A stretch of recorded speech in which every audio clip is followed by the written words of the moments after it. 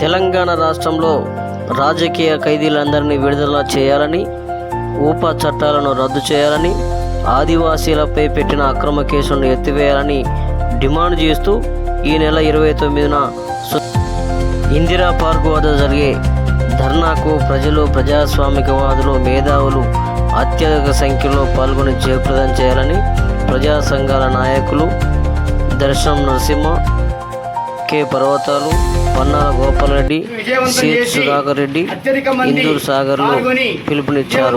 చెప్పేసి ఆ సందర్భంగా ఈ కరపత్ర ఆవిష్కరణ జరుగుతుంది, వాల్ పోస్టర్ ఆవిష్కరణ జరుగుతుంది. ఈ వాల్ పోస్టర్ ఆవిష్కరణకు ఇచ్చేసినటువంటి ముఖ్య అతిథి దర్శన నరసింహ గారు మాట్లాడవలసిందిగా, సందేశం ఇవ్వవలసిందిగా కోరుతున్నాను. కొనసాగిస్తామని, అందరి హక్కులను కాపాడతామని చెప్పి ప్రమాణం చేసి అధికారంలోకి వచ్చింది.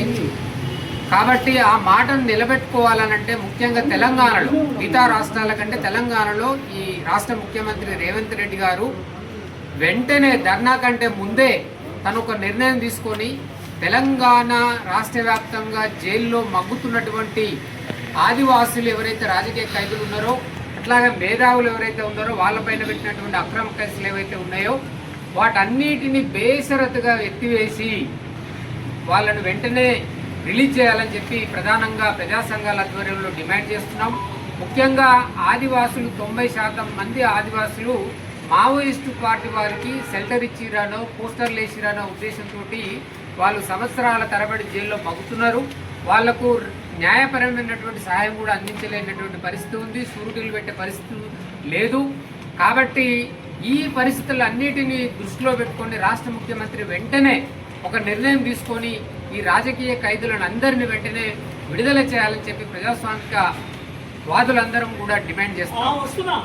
వాళ్ళ అనేక జైళ్ళలో, దేశవ్యాప్తంగా అనేక జైళ్ళలో 50% విచారణ లేకుండా ఒక అనుమానంతో ఆరోపణలు చేసి జైల్లో వేసి ఉన్నటువంటి వాళ్ళందరూ కూడా వెంటనే విడుదల చేయాలి. ఎందుకంటే విచారణ లేదు, తర్వాత వాళ్ళు చేసిన తప్పు కూడా లేదు. కాబట్టి అటువంటి వాళ్ళందరినీ కూడా నిర్బంధించడం అనేది సరైనది కాదు. ఇవాళ కేంద్ర ప్రభుత్వానికి కానీ వ్యతిరేకంగా ఏం మాట్లాడినా కానీ ఉపా పేరుతోటి ఉపా కేసులు పెడుతున్నటువంటి సందర్భం ఉన్నది. కాబట్టి వాటిని ఉప చట్టాన్ని సవరించుకోవాల్సినటువంటి అవసరం ఉంది. చాలా ఈ మధ్యన ప్రధానమంత్రి గారు అన్నట్టు అర్బన్ నక్సలైట్లని ఇదే కానీ ఇవన్నీ కూడా ఏంటంటే ప్రభుత్వానికి వ్యతిరేకంగా మాట్లాడే వారికి ప్రతి ఒక్కరికి ఏదో ఒక పేరు పెట్టి వాళ్ళని తీసుకుపోయి ఉపా చట్టం పేరు మీద జైలులో పెడుతున్నటువంటి సందర్భం ఉంది. కాబట్టి ఇటువంటి ఖైదీలందరినీ కూడా విచారణ లేకుండా మగ్గుతున్నటువంటి రాజకీయ ఖైదీలు, మేధావులు, కళాకారులు అందరినీ కూడా బేషరతుగా విడుదల చేయాల్సి డిమాండ్ చేస్తున్నారు. ఆగస్టు 29వ తారీఖు నాడు రాజకీయ ఖైదీలందరినీ విడుదల చేయాలనే ఉద్దేశంతో ధర్నా కార్యక్రమాన్ని జయప్రదం చేయాలనేది విజ్ఞప్తి చేస్తా ఉన్నాం. అందులో భాగంగానే ఈరోజు ఈ పోస్టర్ ఆవిష్కరణ చేపట్టడం జరుగుతూ ఉన్నాం. రాజకీయ ఖైదీలు ముఖ్యంగా ఒక విప్లవోద్యమంలో పనిచేస్తూ, కమ్యూనిస్టు పార్టీలలో పనిచేస్తూ ప్రజా సమస్యల మీద పోరాడుతున్న ప్రజల మీద, అమాయకులమైన ప్రజల మీద కూడా అక్రమంగా కేసులు బనాయించడం జరిగింది. అక్రమంగా బనాయించడం మూలంగా వాళ్ళకు కనీసం ఆ రాజకీయ ఎట్లా బయటకు వెళ్ళాలి, కనీసం జైలు నుంచి బయటకు తీసుకురావడానికి కూడా బయటకు వచ్చే పరిస్థితులు కూడా లేని పరిస్థితులు కూడా ఉన్నది. కాబట్టి ఇవాళ ఒక తెలంగాణ ప్రాంతమే కాకుండా దేశవ్యాప్తంగా చాలా రాష్ట్రాల్లో కూడా అమాయక ప్రజల్ని అణచివేస్తున్న పరిస్థితి మనం చూస్తూ ఉన్నాం.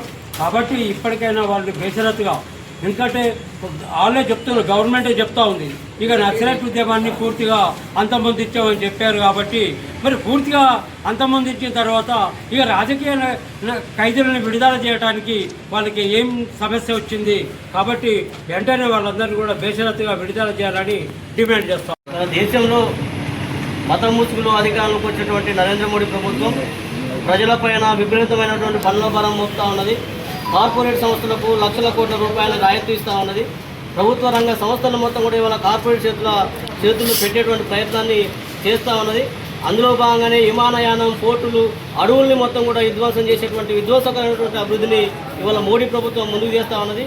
ఇవాళ లక్షలాది ఎకరాల భూములలో ఉన్నటువంటి అడవులను మొత్తం కూడా అడవుల నుంచి 10 కోట్ల మందికి పైగా జీవిస్తున్నటువంటి ఆదివాసులందరినీ కూడా అడవుల నుంచి గెట్టివేయడం కోసం, అడవుల్ని కార్పొరేట్ సంస్థలు కట్టబెట్టడం కోసం ఇవాళ అడవులపైన విధ్వంసకరమైనటువంటి విధానానికి వాళ్ళ దాడులకు దిగినటువంటి పరిస్థితి. వాళ్ళ ఉన్నది. అందులో భాగంగానే ఆపరేషన్ కగారు పేరుతోటి అనేక మంది ఆదివాసుల్ని వాళ్ళకు అండగా ఉన్నటువంటి మావోయిస్టులు మొత్తం కూడా ఇవాళ ఊచకోత పోసినటువంటి దుర్మార్గమైన పరిస్థితి వల్ల మోడీ ప్రభుత్వం అనుకున్నది. ఆ సందర్భంగా అనేక మందిని ఇవాళ నిర్బంధించి జైలులలో కూడా పీడీ యాక్ట్ నల్ల చట్టాలను ప్రయోగించి ఇవాళ జైలులో నిర్బంధించినటువంటి దుర్మార్గమైన పరిస్థితి ఇవాళ బీజేపీ ప్రభుత్వం అనుసరిస్తూ ఉన్నది. కాబట్టి తక్షణమే ఇవాళ ప్రభుత్వం అధీనంలో ఉన్నటువంటి నిర్బంధించబడినటువంటి విప్లవకారులందరినీ, ఆదివాసులందరినీ, గిరిజన, దళిత, మైనార్టీ వర్గాల ప్రజలందరినీ కూడా బేషరతుగా విడుదల చేయాలని చెప్పి మేము డిమాండ్ చేస్తా ఉన్నాం. ప్రజల ఏ రాజ్యాంగం పైన అయితే వాళ్ళు ప్రమాణం చేసి అధికారంలోకి వచ్చారో ఇవాళ అదే రాజ్యాంగాన్ని ఇవాళ కూలి చేస్తున్నటువంటి మోడీ ప్రభుత్వం తక్షణమే ప్రజలందరికీ కూడా క్షమాపణ చెప్పాల్సిన అవసరం ఉన్నది. అదేవిధంగా రాజకీయ ఖైదీలందరూ కూడా బేషరతుగా విడుదల చేయాలని చెప్పి డిమాండ్ చేస్తూ ఈ నెల 29వ తారీఖున హైదరాబాద్లో జరిగేటువంటి పెద్ద ఎత్తున జరిగేటువంటి ధర్నాకు ప్రజాస్వామిక అందరందరూ కూడా వచ్చి విజయవంతం చేయాల్సిందిగా పిలుపునిస్తా ఉన్నాం.